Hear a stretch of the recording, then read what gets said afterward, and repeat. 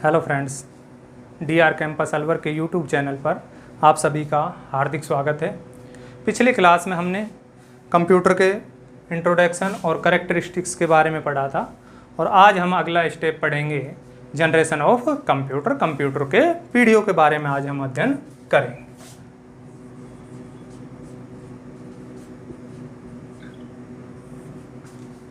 तो आज का अपना टॉपिक है जनरेशन ऑफ कंप्यूटर।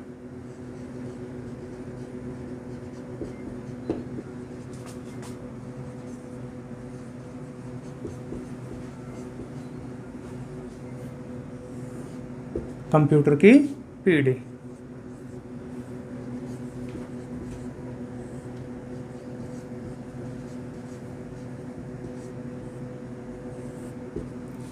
कंप्यूटर की पीढ़ी देखिएगा, जैसे जैसे कंप्यूटर का विकास हुआ वैसे वैसे कंप्यूटर में काफ़ी इम्प्लीमेंट हुए, उसकी कार्य क्षमता में वृद्धि हुई, उसके आकार में कमी आई।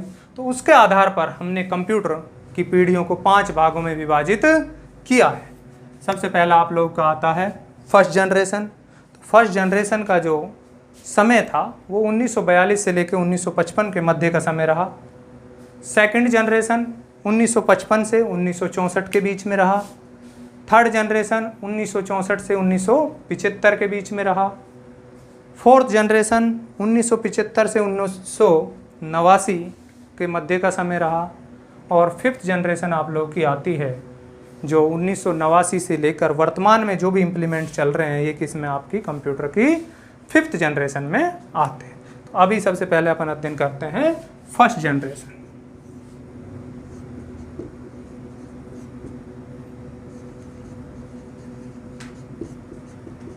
फर्स्ट जनरेशन जिसका टाइम ड्यूरेशन मैंने आप लोगों को क्या बताया, 1942 से लेकर और 1955।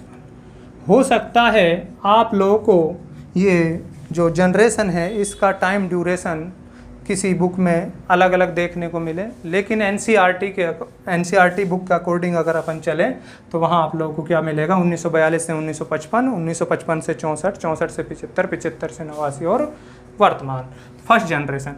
तो फर्स्ट जनरेशन में आप लोगों का संपूर्ण इलेक्ट्रॉनिक कंप्यूटर आया और जिसको हम नाम देते हैं एनएक।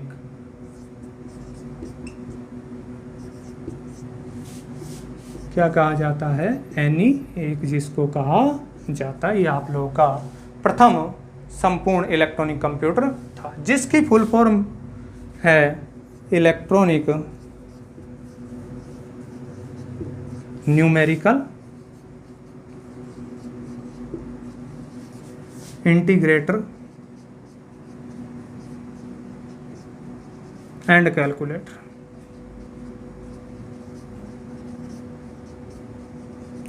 यह आप लोगों का प्रथम संपूर्ण इलेक्ट्रॉनिक कंप्यूटर का निर्माण हुआ।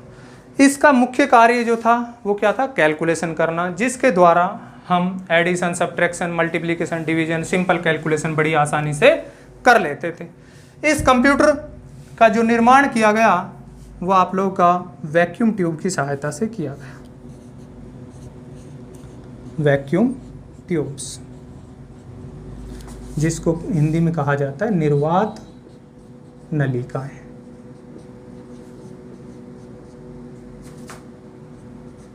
निर्वात नलिकाओं की सहायता से किसका निर्माण किया गया, आप लोगों का फर्स्ट इलेक्ट्रॉनिक कंप्यूटर का निर्माण किया गया। और इसमें लगभग 18,000 वैक्यूम ट्यूब्स का क्या किया गया, प्रयोग किया गया। अब वैक्यूम ट्यूब्स का आकार क्या होता था, काफ़ी बड़ा होता था, जिसके कारणवश इस कंप्यूटर का जो फर्स्ट जनरेशन में कंप्यूटर था उसका आकार भी क्या हुआ, काफ़ी बड़ा हुआ। लगभग एक कमरे के आकार का ये कंप्यूटर हमारा हुआ करता था। अब इस जनरेशन कंप्यूटर में अगर मैं भाषाओं की बात करूं कि प्रथम फर्स्ट जनरेशन कंप्यूटर में कौन कौन सी भाषाओं का प्रयोग हमने किया, तो देखिएगा।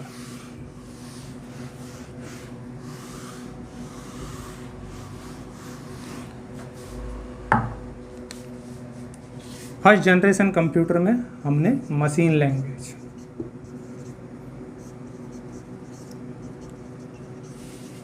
मशीन भाषा,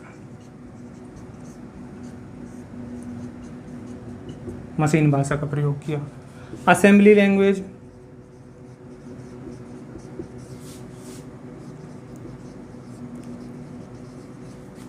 ये भी आप लोगों की किस में आई, फर्स्ट जनरेशन। तो ये दोनों भाषाएं किस जनरेशन में प्रयोग की गई, फर्स्ट जनरेशन में। मशीन लैंग्वेज आप लोग की होती है जिसे कंप्यूटर डायरेक्टली समझ लेता है, वो आप लोग की मशीन लैंग्वेज। असेंबली लैंग्वेज आप लोग की होती है जिसे कंप्यूटर डायरेक्टली नहीं समझ पाता है, उसको हमें किस में कन्वर्ट करना पड़ता है, मशीन लैंग्वेज में कन्वर्ट करना पड़ता है। ट्रांसलेटर की सहायता से वो आप लोग की क्या कहलाती है, आप लोगों का असेंबली लैंग्वेज कहलाती है। इसके बाद अगर मैं बात करता हूँ स्पीड की, तो जो फर्स्ट जनरेशन का जो कंप्यूटर था उसकी स्पीड थी आप लोग की मिली सेकेंड। क्या थी, मिली सेकेंड थी। अब मिली सेकेंड की अगर मैं बात करूं तो 1 मिली सेकेंड बराबर आप लोग का होता है 1/1000 सेकेंड। तो ये थी आप लोग के फर्स्ट जनरेशन कंप्यूटर की स्पीड। अभी ध्यान दीजिएगा कि फर्स्ट जनरेशन कंप्यूटर में हमने यहाँ पढ़ा कि जो कंप्यूटर का निर्माण किया गया वो किसकी सहायता से किया गया, वैक्यूम ट्यूब की सहायता से किया गया। यही क्वेश्चन आप लोग का पिछली बार पटवार प्री एग्जाम में पूछा गया था कि प्रथम पीढ़ी कंप्यूटर में किसका प्रयोग किया जाता है। वहाँ पर आप लोग को ऑप्शन में दिया गया था ट्रांजिस्टर, सिलिकॉन चिप और वैक्यूम ट्यूब और अदर्स। तो वहाँ पर आप लोगों का क्या आएगा, वैक्यूम ट्यूब आएगा। प्रथम जनरेशन जो कंप्यूटर बनाया गया था किसकी सहायता से, निर्वात नलिकाओं की सहायता से बनाया गया था। तो ये आप लोग की होती है फर्स्ट जनरेशन कंप्लीट आप लोग का यहाँ हो जाता है। नेक्स्ट हम बात करते हैं अब सेकंड जनरेशन की। जिस तरह से मैंने बताया कि फर्स्ट जनरेशन कंप्यूटर किसके द्वारा बनाया गया था, निर्वात नलिकाओं का आकार क्या था, काफ़ी बड़ा था। तो कंप्यूटर का आकार भी अपना क्या था, काफ़ी बड़ा था। और अब हम चर्चा करते हैं सेकंड जनरेशन की।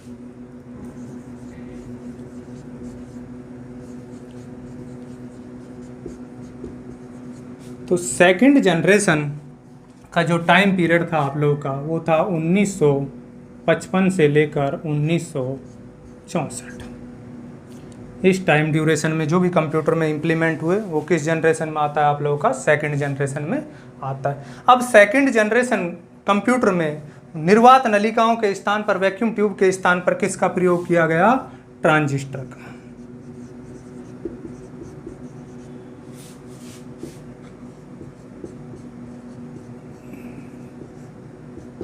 ट्रांजिस्टर का उपयोग किया गया जो आप लोगों का अर्धचालक पदार्थ का बना होता है, अर्धचालक पदार्थ का बना होता है। अब इस ट्रांजिस्टर के उपयोग से हमारे कंप्यूटर के आकार में क्या हुई, कमी हुई। पहले बहुत बड़े आकार के कंप्यूटर हुआ करते थे, ट्रांजिस्टर को जब हमने उपयोग किया तो क्या हो गए, हमारे कंप्यूटर के आकार कम हो गए तथा स्पीड में क्या हुई, वृद्धि हुई। हमारे कंप्यूटर की कार्य क्षमता बढ़ गई। इसके बाद इस जनरेशन कंप्यूटर में ट्रांजिस्टर पर बेस मेमोरी की खोज हुई, अर्थात प्राइमरी मेमोरी का जो विकास हुआ वो किस जनरेशन में हुआ, आप लोग की सेकंड जनरेशन में हुआ, जो किस पर बेस थी, आप लोग की ट्रांजिस्टर पर बेस थी। इसके बाद अगर सॉफ्टवेयर के क्षेत्र में मैं बात करता हूं,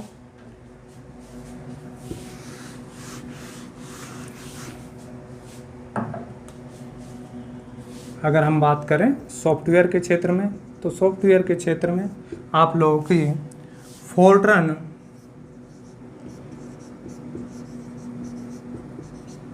जिसका फुल फॉर्म होता है फॉर्मूला ट्रांसलेशन,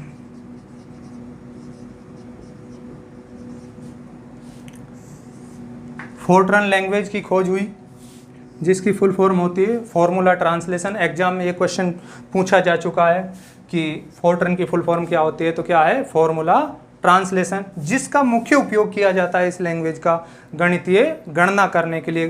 मैथमेटिकल कैलकुलेशन में इसका प्रयोग किया जाता है। इसके अलावा कोबोल,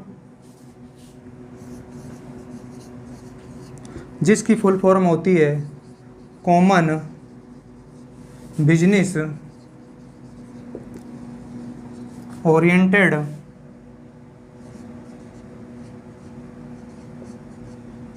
लैंग्वेज।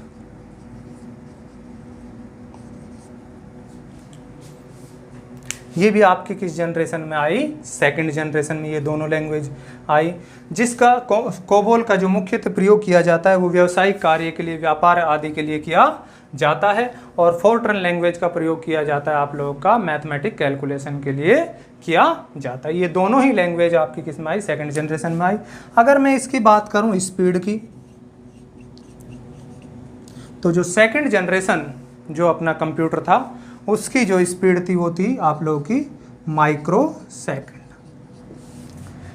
माइक्रो सेकंड की अगर मैं बात करता हूं तो आप लोगों का 1 माइक्रो सेकंड बराबर होता है 10 की पावर माइनस 6 सेकंड। 10 की पावर माइनस 6 सेकंड। तो ये आप लोगों का हुआ सेकंड जनरेशन, जिसमें हमने पढ़ा कि सेकंड जनरेशन में वैक्यूम ट्यूब के स्थान पर किसका प्रयोग किया गया? ट्रांजिस्टर का प्रयोग किया गया। ट्रांजिस्टर का प्रयोग करने से उसके आकार में क्या हुई? कमी हुई, और स्पीड में आप लोगों की वृद्धि हुई। इसके अलावा primary memory, transistor based primary memory आप लोगों की इंप्लीमेंट हुई। सॉफ्टवेयर के क्षेत्र में क्या आई? इसमें फोर्ट्रन और कोबोल लैंग्वेज आई। और इस जनरेशन के कंप्यूटर की स्पीड क्या थी आप लोगों की? किसमें थी? माइक्रो सेकंड में थी। तो ये आप लोगों की कंप्लीट होती है सेकंड जनरेशन। नेक्स्ट अब हम चर्चा करेंगे थर्ड जनरेशन के बारे में। तो देखिएगा,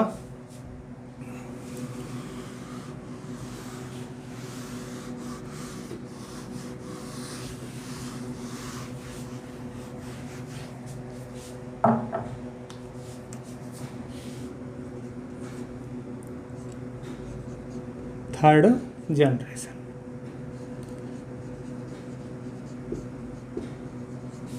तीसरी पीढ़ी। तो कंप्यूटर की जो तीसरी पीढ़ी आप लोग की आई वो आई 1964 से लेकर 1975। ये आपकी क्या थी? कंप्यूटर की थर्ड जनरेशन का टाइम था। सेकंड में मैंने बताया आप लोगों का किसका प्रयोग किया गया? ट्रांजिस्टर का। अब थर्ड जनरेशन में ट्रांजिस्टर को भी हटा दिया गया और ट्रांजिस्टर के स्थान पर आप लोगों की आई आईसी। क्या आ गई? आईसी, जिसकी फुल फॉर्म होती है इंटीग्रेटेड सर्किट। Integrated circuit. और ये किसकी बनी हुई होती है? ये आपकी सिलिकॉन की बनी हुई होती है।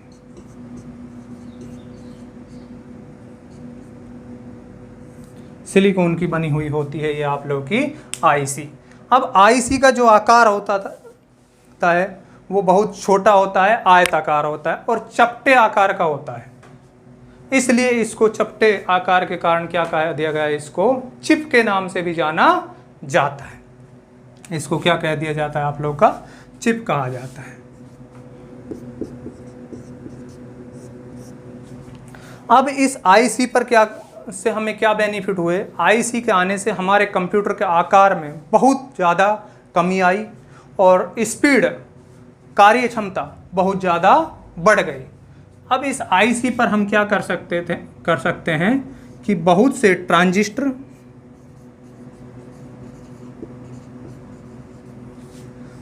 तथा अन्य इलेक्ट्रॉनिक उपकरण जैसे रजिस्टर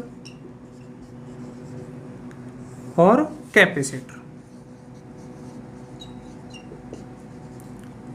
इन सब का प्रयोग क्या कर सकते हैं? हम एक साथ कर सकते हैं। इस आईसी पर ही ट्रांजिस्टर भी हम लगा सकते हैं, रजिस्टर भी लगा सकते हैं और आप लोगों का कैपेसिटर भी इस पर लगाया जा सकता है। लेकिन स्टार्टिंग में जो आईसी की कैपेसिटी थी वो कम थी, बहुत ज़्यादा इलेक्ट्रॉनिक उपकरण नहीं लग पाए, तो इसलिए उस आईसी को क्या कहा जाता है? एसएसआईसी कहा गया। क्या कहा गया? एसएसआईसी, जिसकी फुल फॉर्म होती है small scale integration.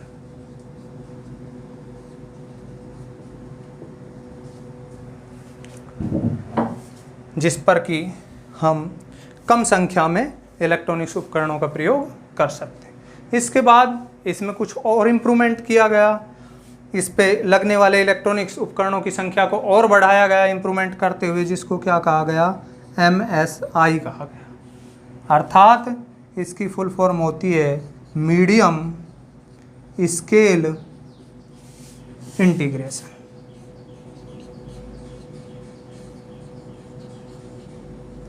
Medium scale integration ये आप लोगों की किस में आई थी, थर्ड जनरेशन में आई थी। और इसके इफेक्ट से हमारे कंप्यूटर की स्पीड में तीव्र गति से क्या होने लगी, वृद्धि होने लगी। वहीं अगर दूसरी तरफ मैं बात करता हूं, आईसी की फुल फॉर्म कई बार एग्जाम में पूछा जा चुका है कि आईसी का फुल फॉर्म क्या होता है, तो क्या होगा, इंटीग्रेटेड सर्किट। अगर अदर मैं बात करता हूं तो प्लॉटर्स,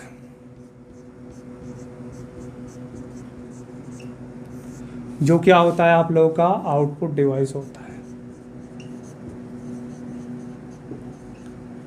आउटपुट डिवाइस, इसके अलावा स्कैनर,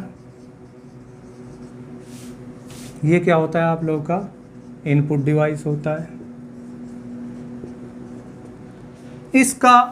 इन डिवाइसों की खोज भी किस में की गई, आप लोगों की कंप्यूटर की थर्ड जनरेशन में की गई। और लास्ट अगर मैं बात करता हूँ इसमें कंप्यूटर के स्पीड की, कि जो थर्ड जनरेशन में आप लोग के कंप्यूटर थे उनकी स्पीड क्या थी, तो इसमें स्पीड आप लोग की थी नैनो सेकंड। और 1 नैनो सेकंड बराबर आप लोग का होता है 10⁻⁹ सेकंड। तो ये है आप लोगों की कंप्यूटर की थर्ड जनरेशन, जिसमें हमने पढ़ा कि थर्ड जनरेशन में हमने ट्रांजिस्टर के स्थान पर आईसी का प्रयोग किया गया, जिसकी फुल फॉर्म इंटीग्रेटेड सर्किट होती है। और 2 आईसियाँ आप लोगों की आई, SSI और MSI, small scale integration, medium scale integration. इसके अलावा हमने पढ़ा कि प्लॉटर्स आउटपुट डिवाइस है, जो स्कैनर जो इनपुट डिवाइस है, इनका भी खोज किस जनरेशन में हुआ, आपका थर्ड जनरेशन में हुआ। और इस जनरेशन के कंप्यूटर की स्पीड क्या होती है आप लोगों की, नैनो सेकंड होती है। तो ये आप लोगों की कंप्लीट होती है कंप्यूटर की थर्ड जनरेशन। तो यहाँ हम 3 जनरेशन अपने कंप्यूटर की पढ़ चुके हैं, और अब हम पढ़ेंगे कंप्यूटर की 4th जनरेशन के बारे में।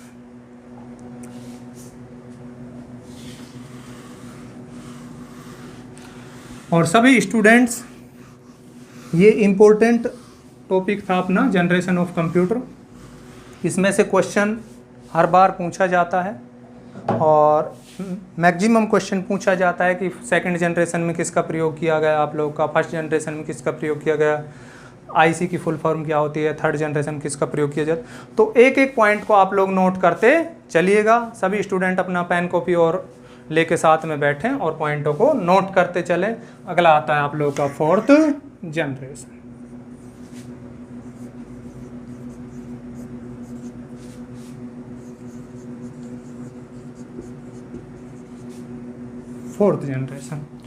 फोर्थ जनरेशन का जो टाइम आप लोग का रहा वो 1975 से लेकर 1989 रहा।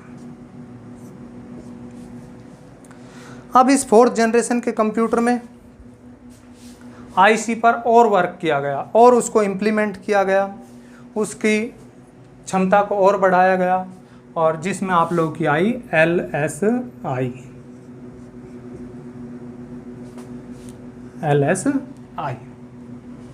इसको आप कहा जाता है लार्ज स्केल इंटीग्रेशन। जिससे क्या हुआ, जिससे हमारे आईसी पर लगने वाले इलेक्ट्रॉनिक उपकरणों की संख्या क्या हो गई, और बढ़ गई। जैसे जैसे इन इलेक्ट्रॉनिक उपकरणों की संख्या बढ़ी, वैसे वैसे हमारे कंप्यूटर का क्या हुआ, विकास हुआ, उसके कार्य करने की क्षमता में क्या हो गई, वृद्धि हुई, और हमारे कंप्यूटर का आकार क्या हुआ, कम हुआ। इसके बाद और इसको इम्प्लीमेंट किया गया, और इम्प्लीमेंट करने के बाद आई आप लोगों की VLSI, जिसकी फुल फॉर्म होती है वेरी लार्ज स्केल इंटीग्रेशन।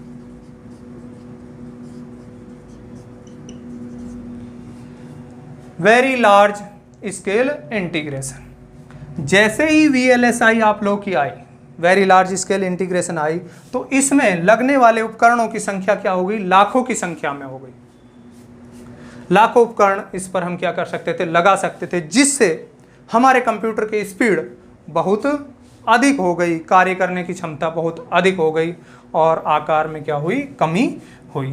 तो इस पर जैसे ही लगने वाले इलेक्ट्रॉनिक संख्या लाखों में पहुंच गई, तो इसको कहा गया माइक्रोचिप। क्या कह दिया गया इसको? माइक्रोचिप कहा गया। और फर्स्ट जो माइक्रोचिप जो आई थी, वो आई थी आप लोग की, अगर फर्स्ट माइक्रोचिप की मैं बात करता हूं,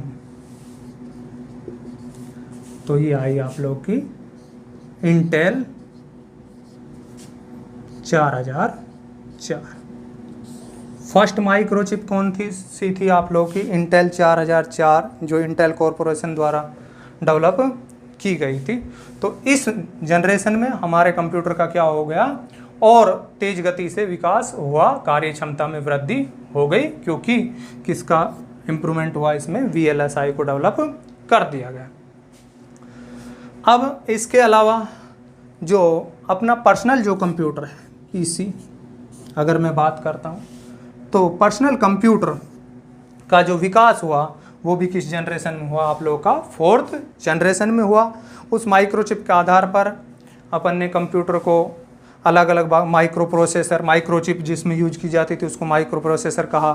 ठीक है, इसमें आप लोग का डेस्कटॉप, लैपटॉप, इसके अलावा मेन फ्रेम और सुपर कंप्यूटर इसमें आए। तो ये आप लोगों का 4th जनरेशन था, जिसमें हमने बात की कि किस पर वर्क किया गया? IC पर वर्क किया गया। IC कौन सी? LSI, large scale integration, VLSI, very large scale integration, और इसको क्या कह दिया गया? माइक्रोचिप कहा गया। और फर्स्ट माइक्रोचिप जो आपकी आई वो कौन सी आई? इंटेल 4004 आई। इसके बाद अगर मैं बात करता हूँ स्पीड की, कि 4th जनरेशन के कंप्यूटर की स्पीड क्या थी? तो स्पीड आप लोग की पिको सेकंड, और 1 पिको सेकंड बराबर आप लोग का होता है 1 पिको सेकंड 10⁻⁻12 सेकंड। तो ये जो 4th जनरेशन में आप लोग का कंप्यूटर काम में जो लिया जाता था, उसके क्या थी? स्पीड थी, जो कि काफ़ी इम्प्रूवमेंट कर चुका था। इसके अलावा इसमें आप लोगों का मल्टीमीडिया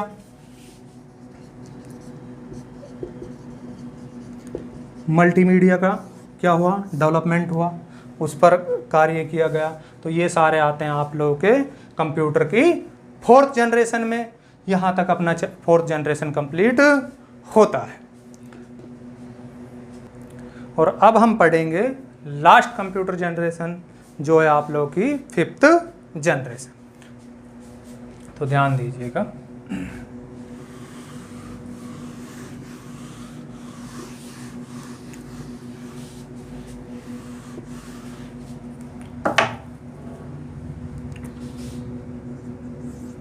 फिफ्थ जनरेशन,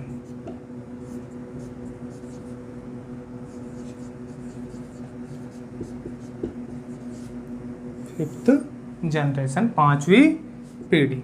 तो जो कंप्यूटर की 5th जनरेशन आई वो आप लोगों की 1989 से लेकर और प्रेजेंट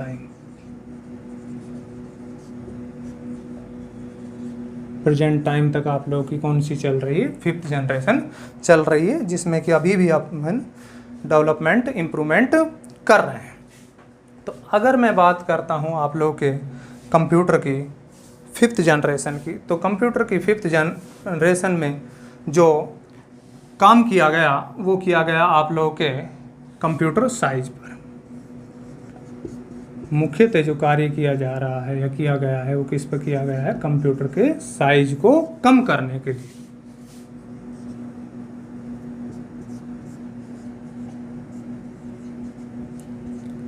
करने के लिए। ठीक, इसके अलावा CPU, मेमोरी और हार्ड डिस्क। CPU, मेमोरी और हार्ड डिस्क की कार्य क्षमता को बढ़ाने के लिए, में वृद्धि के लिए। कंप्यूटर के साइज को कम करने के लिए तथा CPU, मेमोरी और हार्ड डिस्क की कार्य क्षमता में वृद्धि करने के लिए इस पर कार्य किया गया। और इसमें जो IC जो प्रयोग की जा रही है वो है आप लोगों की ULSI, जिसकी फुल फॉर्म आप लोगों की होती है ultra large scale integration.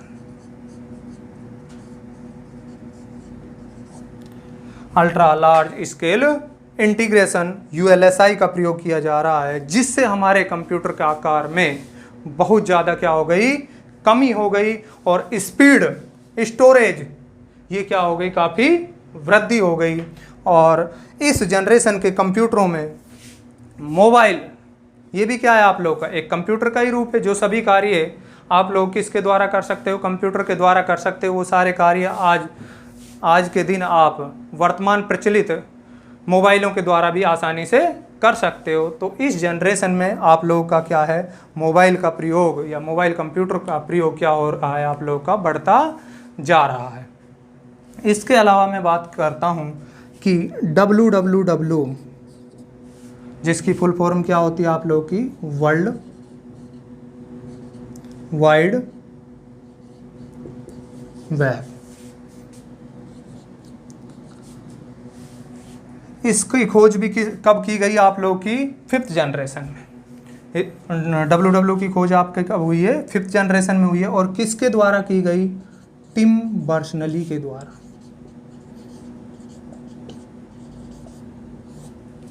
Tim Berners-Lee के द्वारा आपकी WWW की खोज की गई।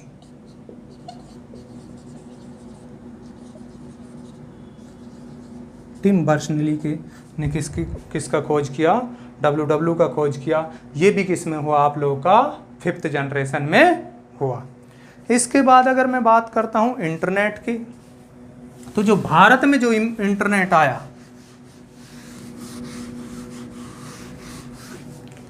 भारत में जो इंटरनेट आया वो भी किस जनरेशन में आया आप लोगों का, 5th जनरेशन में। 5th जनरेशन में आया।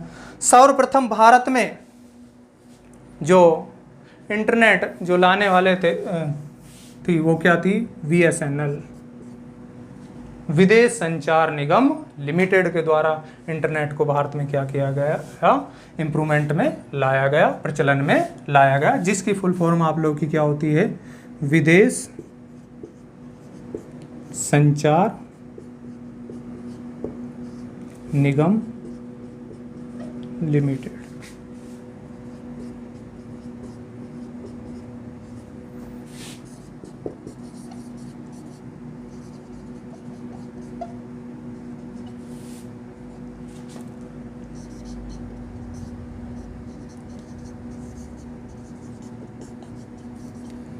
VSNL की फुल फॉर्म क्या होती है, विदेश संचार निगम लिमिटेड, जो जिसने सर्वप्रथम भारत में क्या किया, इंटरनेट का प्रचलन किया। तो ये सारे आप लोगों की क्या है, 5th जनरेशन है, जिसमें कंप्यूटर के आकार में बहुत कमी होती जा रही है तथा स्टोरेज कैपेसिटी में और वर्किंग में क्या होती जा रही है, वृद्धि होती जा रही है। नए नए इम्प्लीमेंट अभी भी वर्तमान में भी क्या है, चल रही है। तो ये अपन ने पढ़ी कंप्यूटर की 5 जनरेशनों के बारे में, जो कि इम्पोर्टेंट टॉपिक था। मैंने पहले भी आप लोग को बताया था कि सभी पॉइंटों को आप नोट करते हुए चलें, और इसमें से मुख्यतः क्वेश्चन आप लोगों का पूछा जाता है। तो एक बार मैं रिपीट कर रहा हूँ कि 1st जनरेशन में किसका प्रयोग किया गया, आप लोगों का वैक्यूम ट्यूब का प्रयोग किया गया, निर्वात नलिकाओं का। 2nd जनरेशन में आप लोगों का क्या आ गया, ट्रांजिस्टर आ गया। 3rd जनरेशन में आपकी IC आई, और IC में आपकी आई SSI और MS आई। स्मॉल स्केल इंटीग्रेशन और मीडियम स्केल इंटीग्रेशन। उसके बाद फोर्थ जनरेशन में आप लोगों का आया LSI और VLSI। VLSI आते ही उसको क्या कहा गया, माइक्रोचिप कहा गया। और फिफ्थ में आप लोगों का मुख्य कार्य किस पे किया गया, कंप्यूटर के आकार को कम करने, उसकी CPU और मेमोरी की क्षमता को बढ़ाने के लिए कार्य किया गया। उधर ही इंटरनेट की जो क्रांति आई वो भी किस जनरेशन में आई, आप लोगों की फिफ्थ जनरेशन में आई। इंपॉर्टेंट टॉपिक है, सभी विद्यार्थी इसको ध्यानपूर्वक पढ़ना। एग्जाम की दृष्टि से यहाँ से क्वेश्चन एक पूछे जाने की संभावनाएं रहती है, और बाकी अपन पढ़ेंगे अगली क्लास में। सभी ऑनलाइन क्लासेज के लिए और सभी सरकारी नौकरियों की सूचनाओं के लिए हमारे YouTube channel DR campus Alwar को ज़्यादा से ज़्यादा लाइक, शेयर और सब्सक्राइब करें। Thank you.